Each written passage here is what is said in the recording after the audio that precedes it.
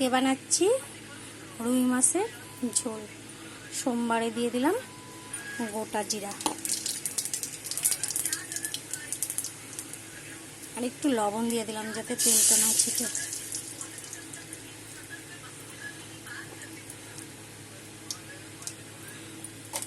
সোমবারটা আমার হয়ে গেছে। এখানে আছে 6টা কাঁচা লঙ্কা, একটা বড় পেঁয়াজ একসাথে পেস্ট করে নিয়েছি।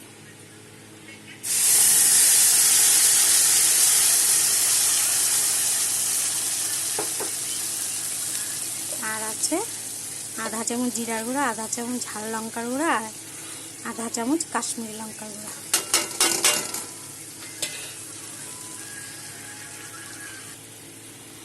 আর দিয়ে দিলাম একটা টমেটো। সব একসাথে এখন কষাবো।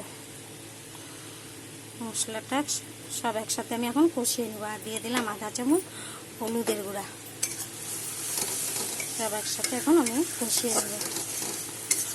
মাছ আগের থেকে ভেজে রেখেছি। মশলা আমার কষানো হয়ে গেছে।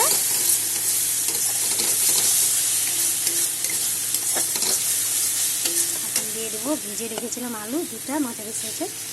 আলু দুটা দিয়ে দিলাম। দিয়ে দেবো জল।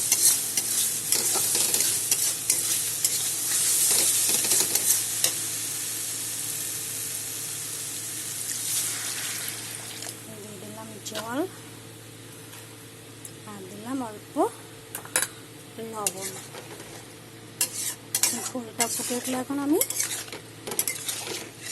ভেজে রাখা মাছগুলা দিয়ে দেব।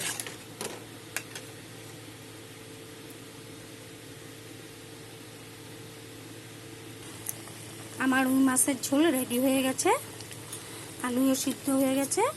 এখন ভেজে রাখা মাছগুলো দিয়ে দেবো। এখানে 5 পিস মাছ আছে, আগের থেকে ভেজে রেখেছিলাম, ওগুলো এখন দিয়ে দিলাম। ঝোলটা দেখতে যেমন সুন্দর হয়েছে, খেতেও সেই টেস্টি হয়েছে।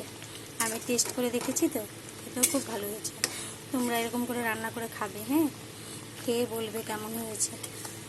লাইক করবে, কমেন্ট করবে, শেয়ার করবে আর সাবস্ক্রাইব করে পাশে থাকবে। Thank you.